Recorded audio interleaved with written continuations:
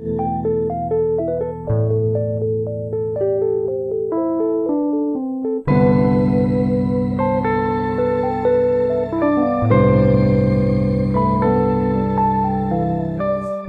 To knowledge atom.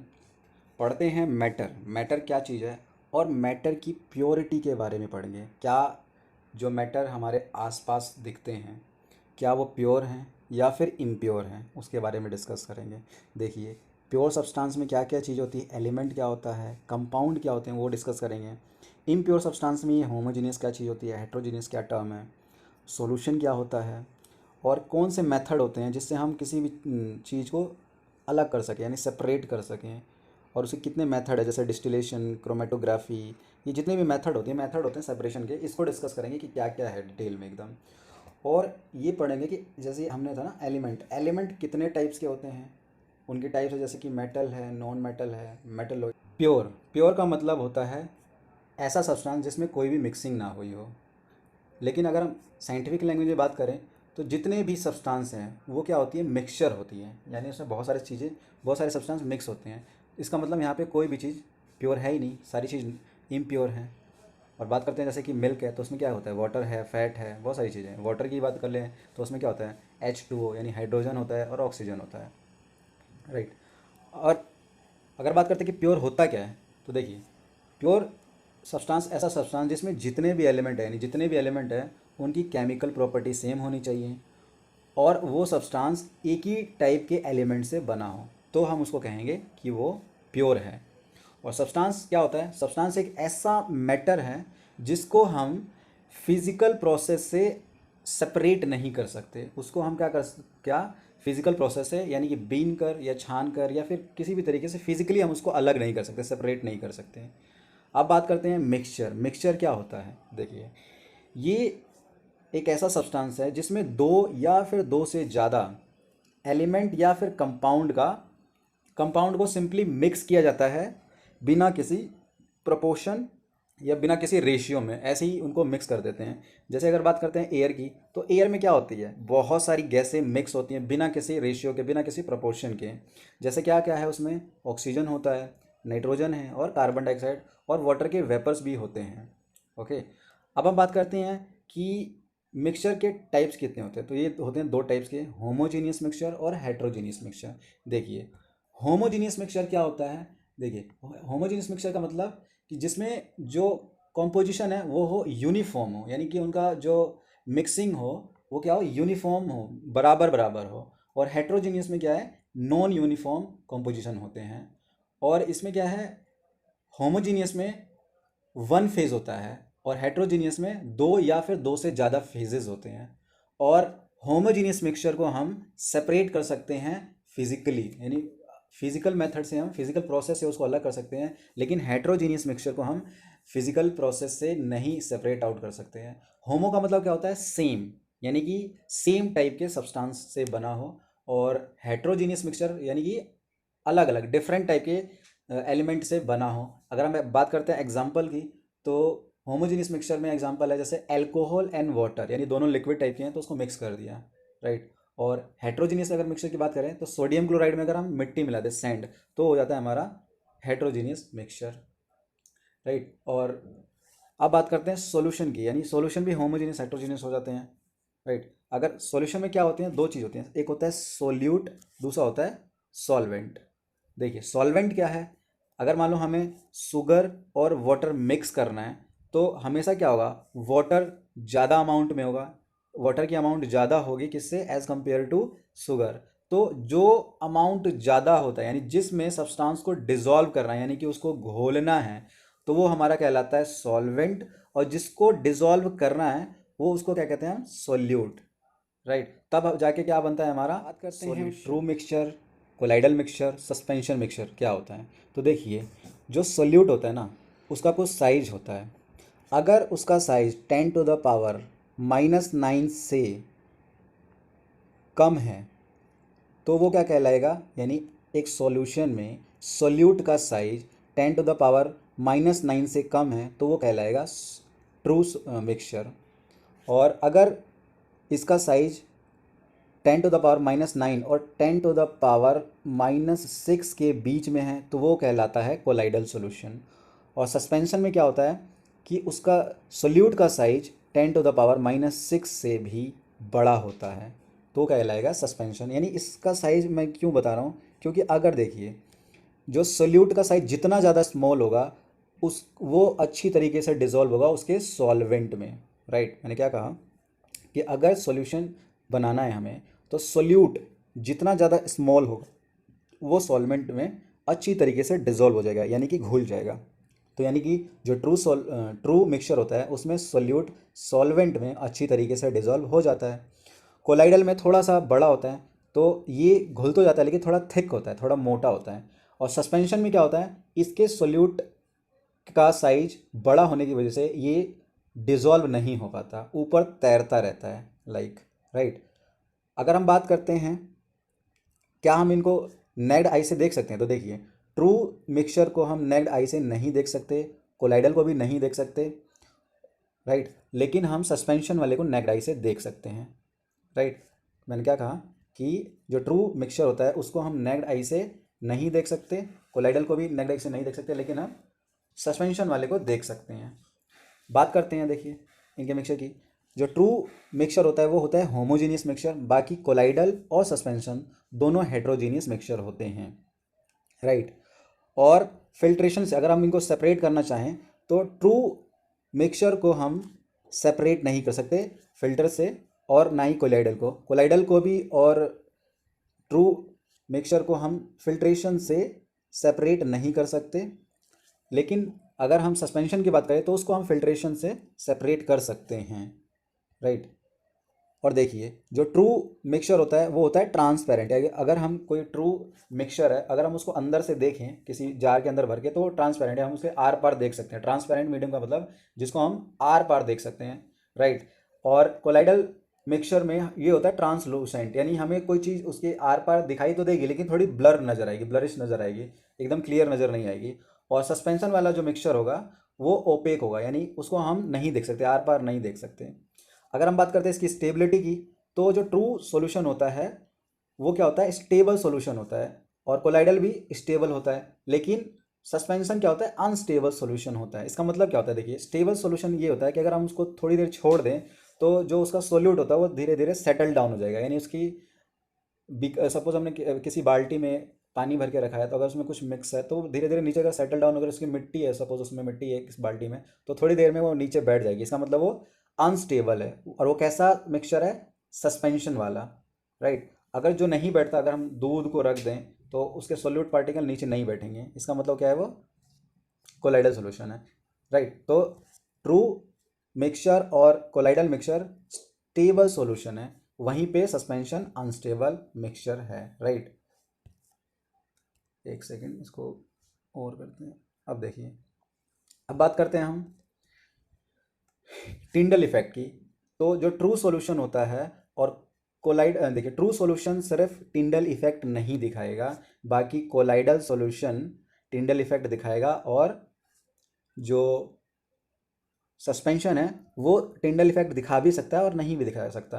यानी Tyndall effect क्या होता है, देखिए यानी अगर हम उस सॉल्यूशन से लाइट पास करें राइट, अगर ये सॉल्यूशन है, अगर ये ट्रू है तो इसमें अगर हम लाइट पास करें तो क्या होगा, वो सीधा सीधा निकल जाएगा। यानी कि टिंडल इफेक्ट का मतलब होता है कि लाइट जो आ रही है उसको फैला देना, यानी स्कैटर कर देना उस लाइट को ज़्यादा आगे जाके। यानी कि लाइट ऐसे आई, अगर सॉल्यूशन से टकराई तो जाके आगे फैल जाती है। इसका मतलब कहता है, क्या कहलाता है कि सॉल्यूशन क्या है, स्कैटर हो रहा है। यानी कि जो उसके सोल्यूट पार्टिकल के द्वारा लाइट स्कैटर हो रही है। लाइट सपोज आ रही है और बीच में कोई पार्टिकल है छोटे छोटे, तो उस पर जाने के बाद वो क्या होता है, वो लाइट क्या हो जा रही है, स्कैटर हो जा रही है। इसका मतलब वो टिंडल इफेक्ट शो कर रहा है। तो टिंडल इफेक्ट सिर्फ कोलाइडल सॉल्यूशन में शो करता है, बाकी सस्पेंशन वाले में हो शो कर भी सकता है, नहीं भी कर सकता राइट।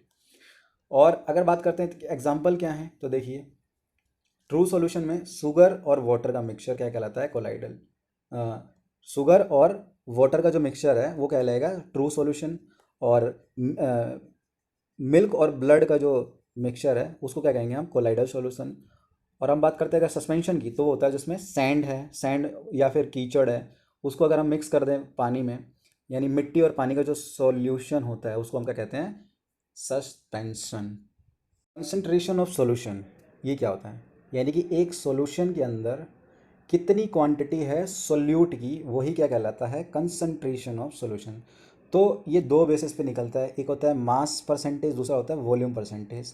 तो कैसे निकालते हैं, अगर हमें मास परसेंटेज निकालनी है तो हम क्या करेंगे, सोल्यूट का मास अपॉन में सॉल्यूशन का मास इंटू 100 में 10, तो ये हमारा क्या निकलेगा, मास बाई परसेंटेज। और उसी प्रकार अगर हम वॉल्यूम का परसेंटेज चाहिए तो हम क्या करेंगे, सोल्यूट का वॉल्यूम अपॉन में सॉल्यूशन का वॉल्यूम इंटू 100, ये क्या निकल जाएगा हमारा, मास बाय वॉल्यूम परसेंटेज। अब हम बात करते हैं मेथड की, जिससे कि मिक्सचर को हम सेपरेट कर सकें। तो पहला है इवेपोरेशन। इवेपोरेशन में क्या होता है, इसमें दो, जैसे कि मिक्सचर में जितने भी जैसे दो जो भी सॉल्यूट है या सॉल्वेंट है, तो उनकी अलग अलग बॉइलिंग पॉइंट होती है। तो बॉइलिंग पॉइंट जिसकी किसी की हाई होती है, किसी की बहुत लो होती है, तो होगा क्या, हम उस चीज़ को बॉईल करेंगे, राइट।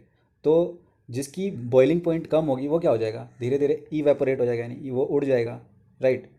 अगर हमें मान लो नमक और पानी का एक सॉल्यूशन है, अगर हमें नमक वापस चाहिए तो हम क्या करेंगे, उसको बॉईल करेंगे। बॉईल करने से क्या होगा, वाटर वेपर की फॉर्म में चेंज होकर उड़ जाएगा और हमें क्या मिल जाएगा, सॉल्ट। तो इस प्रोसेस को हम क्या कहते हैं, इवेपोरेशन। दूसरा है सेंट्रीफुगेशन। इसमें क्या होता है, जब मिक्सर को हम बहुत ही तेज रोटेट करते हैं तो इसका जो पार्टिकल है ना, जो डेंसर पार्टिकल है वो नीचे बैठ जाता है, और जो लाइटर पार्टिकल होता है वो ऊपर आ जाता है, राइट। देखिए इस तरीके से जो जो डेंसर पार्टिकल है वो नीचे बैठ जाता है और लाइटर पार्टिकल वो ऊपर आ जाता है, राइट। तो इस तरीके से क्या है, उस चीज़ को हम अलग कर सकते हैं। और ये इसका एग्जांपल क्या है, जैसे हमें क्रीम निकालनी है मिल्क से, तो इसका यूज़ किया जाता है, राइट।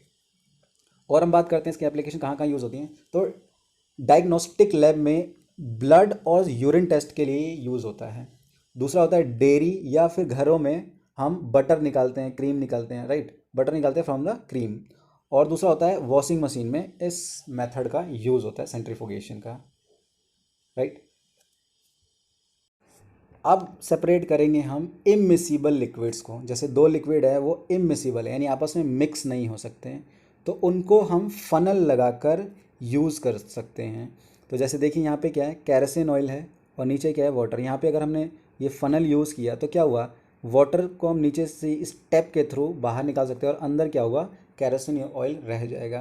तो इस एप्लीकेशन का यूज़ कहाँ होता है, तो हम सेपरेशन करते हैं जब ऑयल और वाटर का, तब फनल का यूज़ किया जाता है। या फिर extraction of iron from its ore में से जब हम आयरन को निकालते हैं तब हम फनल का यूज़ करते हैं। इसमें क्या होता है, lighter slag is remove from above and molten iron from, जैसे मोल्टन आयरन में से जो स्लैग रह जाता है, लाइटर स्लैग, उसको हम निकाल लेते हैं, राइट। अब हम बात करते हैं सब्लिमेशन। सब्लिमेशन इंपॉर्टेंट है।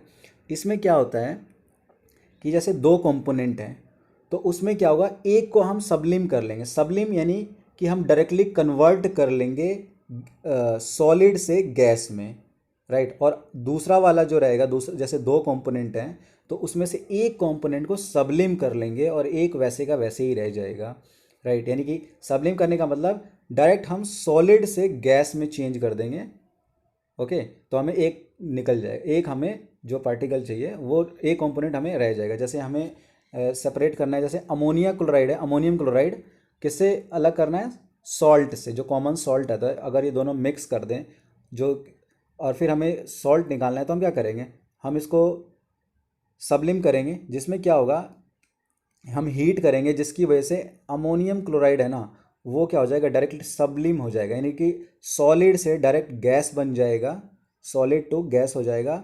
यानी गैस बनते ही बाहर निकल आएगा और जो सॉल्ट है वो जैसे का तैसा नीचे यहाँ पे हमें मिल जाएगा। तो इस तरीके से सब्लिमेशन यूज़ किया जाता है दो कंपोनेंट को अलग करने के लिए, जहाँ पे एक कंपोनेंट को डायरेक्ट हम सबलिम कर लेते हैं। इसका एप्लीकेशन क्या है, तो इसका एप्लीकेशन है कैम्फर, नेप्थलीन, एंथ्रासीन, ठीक है, या फिर इन सब में से अमोनियम क्लोराइड को सबलिम करना।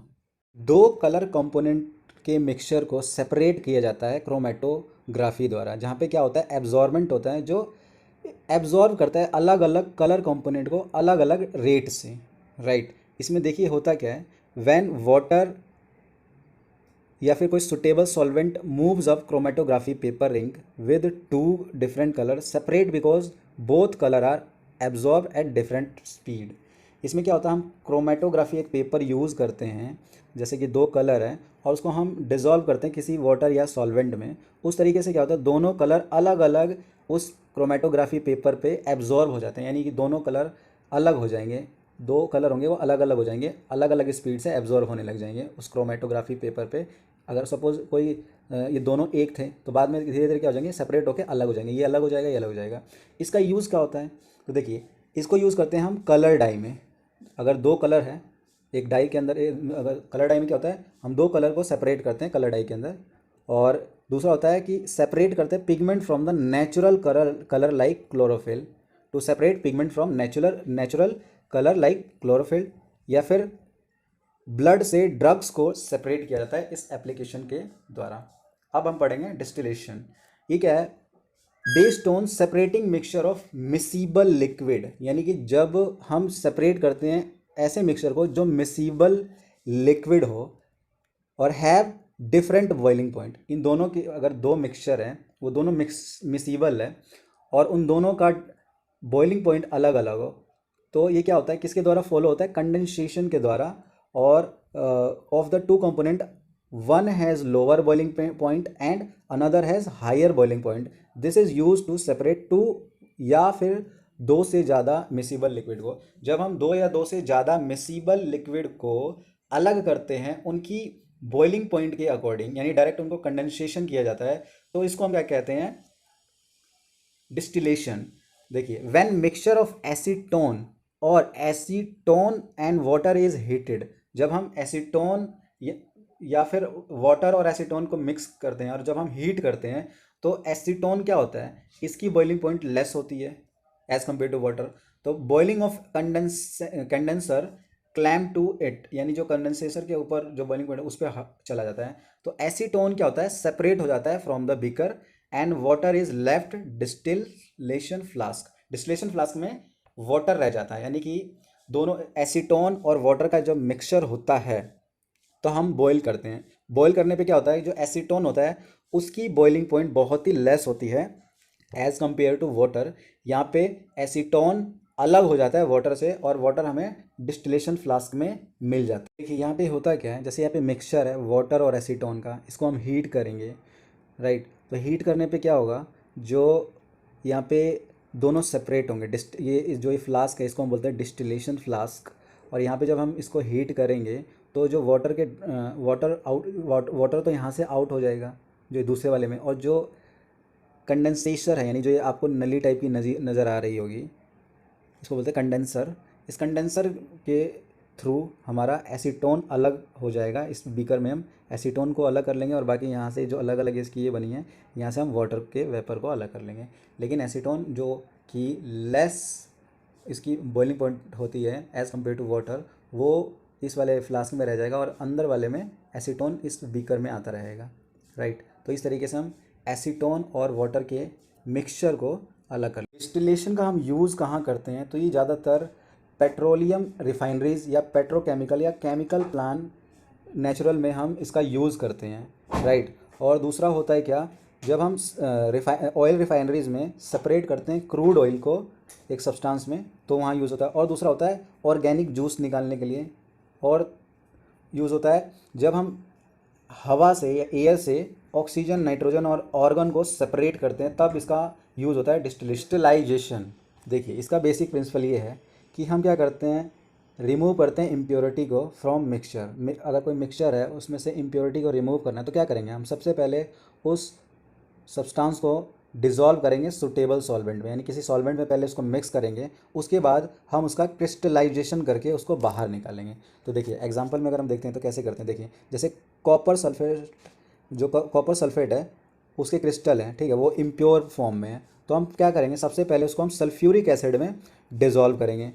सल्फ्यूरिक एसिड में जब डिज़ोल्व करेंगे उसके बाद क्या कर देंगे, उसको हीट करके अच्छी तरीके से सैचुरेटेड सॉल्यूशन बनाएंगे। हमने क्या किया, कॉपर सल्फेट को लिया, कॉपर सल्फेट के क्रिस्टल को लिया जो कि इम्प्योर थे, उसमें हमने सल्फ्यूरिक एसिड मिलाया और उसको गर्म करके अच्छी तरीके से सॉल्यूशन बना लिया, सैचुरेटेड सॉल्यूशन बना लिया। अब हमने क्या किया, उसको पूरी रात छोड़ दिया। इस तरीके से क्या होगा, जो प्योर कॉपर सल्फेट के क्रिस्टल हमें मिलेंगे उसको हम क्या फिल्टर पेपर से आउट कर लेंगे। इस तरीके से क्रिस्टलाइजेशन होता है, यानी हम क्रिस्टल बना के उसकी प्योरिटी को निकाल लेते हैं, राइट। ये क्या होता है, इवोपरेशन से काफ़ी ज़्यादा अच्छा होता है, राइट। और इसकी एप्लीकेशन कहाँ कहाँ यूज़ होती है, तो purification of salt from sea water से सॉल्ट निकालने के लिए।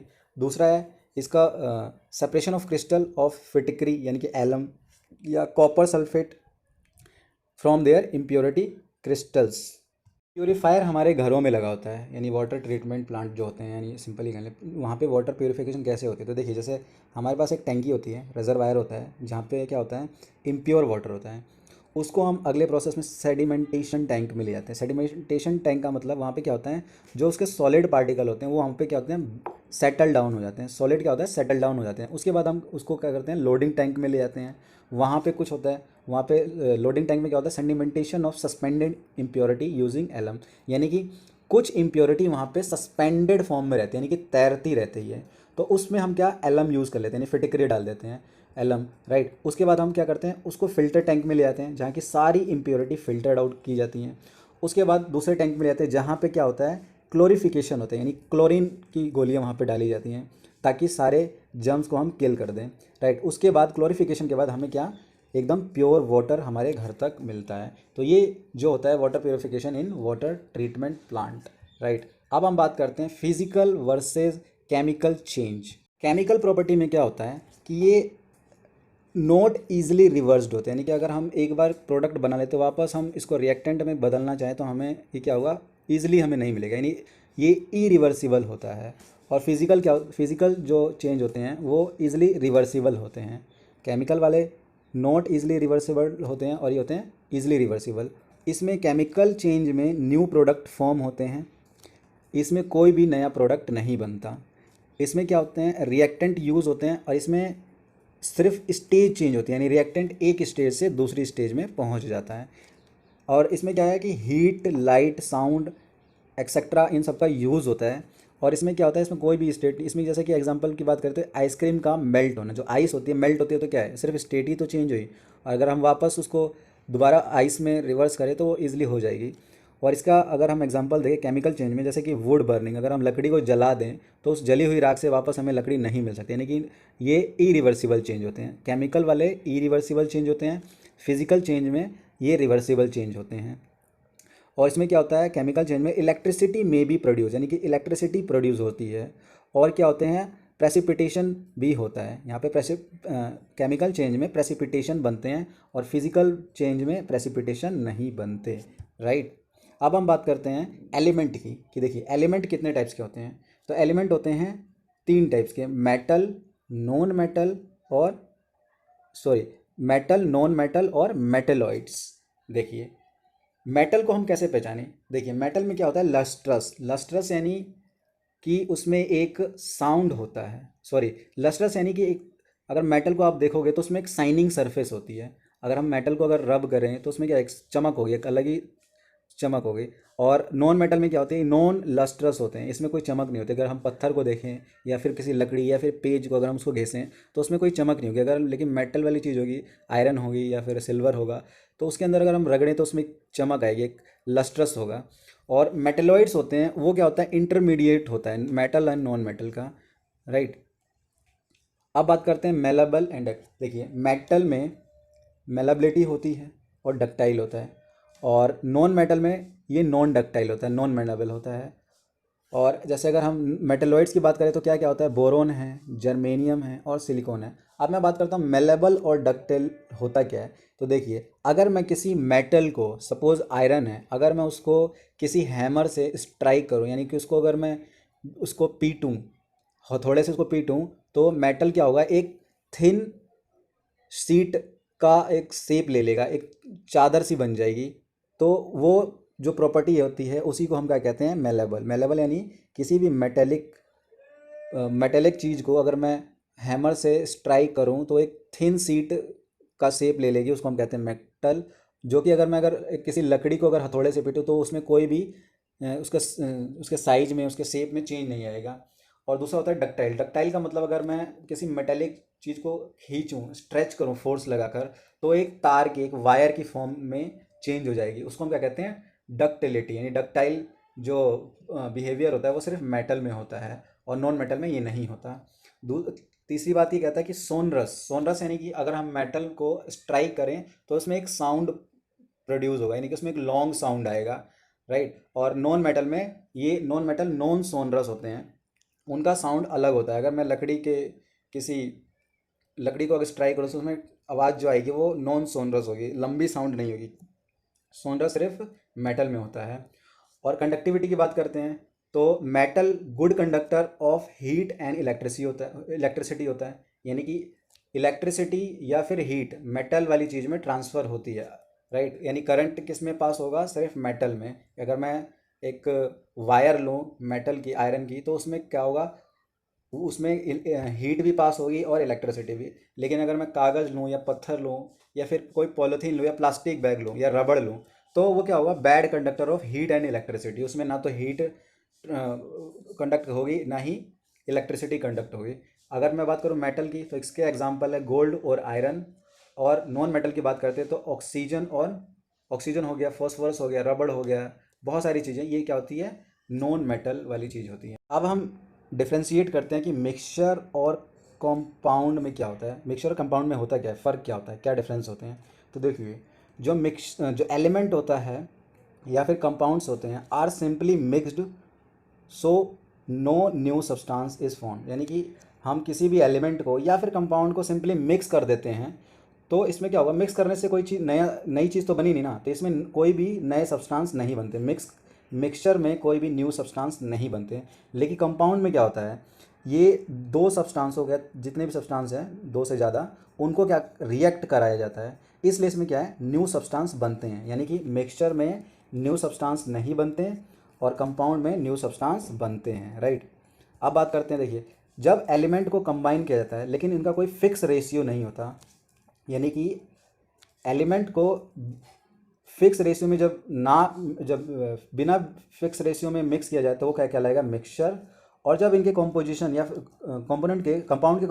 कंपोनेंट के कॉम्पोजिशन को फिक्स रेशियो में कंबाइन किया जाए, उनका एक रेशियो हो एकदम नाप तोल के, यानी कि उनको जब मिक्स किया जाए उनके मास के अकॉर्डिंग टू देयर मास, तब वो क्या कहलाता है? कंपाउंड। यानी कंपाउंड बनाने के लिए हमें उनके कंपोनेंट को एकदम फिक्स रेशियो में, यानी कि फिक्स रेशियो में जब मिक्स करेंगे तो कंपाउंड बनता है।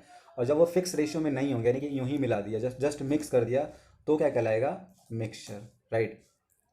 और जो मिक्सचर होता है वो उस कंपोनेंट की प्रॉपर्टी को शो करता है, राइट। यानी कि मिक्स होने के बाद जो बनता है, तो अगर सपोज हमने नमक और चीनी मिलाया तो मिक्स हुए, लेकिन उसका अगर हम टेस्ट करें, यानी उसकी प्रॉपर्टी को देखें, तो वो नमकीन भी लगेगा और मीठा भी लगेगा, राइट। लेकिन अगर हम कंपाउंड की बात करें तो इसमें कोई भी जो नया सब्सटेंस बनेगा उसमें कोई प्रॉपर्टी नहीं होगी उसके एलिमेंट के जैसी। अगर हमने उसमें कुछ ऐसा एलिमेंट मिलाया, उसका जो बिहेवियर होगा उसके रिजल्ट में नहीं होगा, right.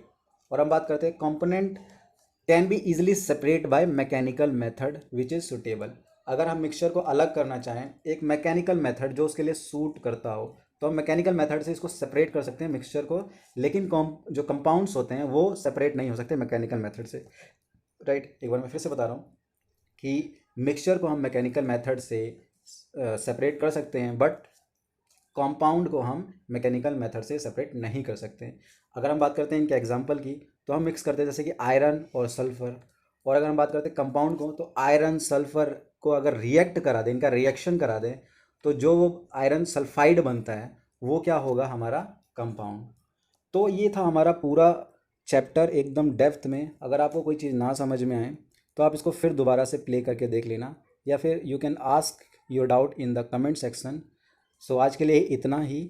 Stay tune with me and be safe, stay at home.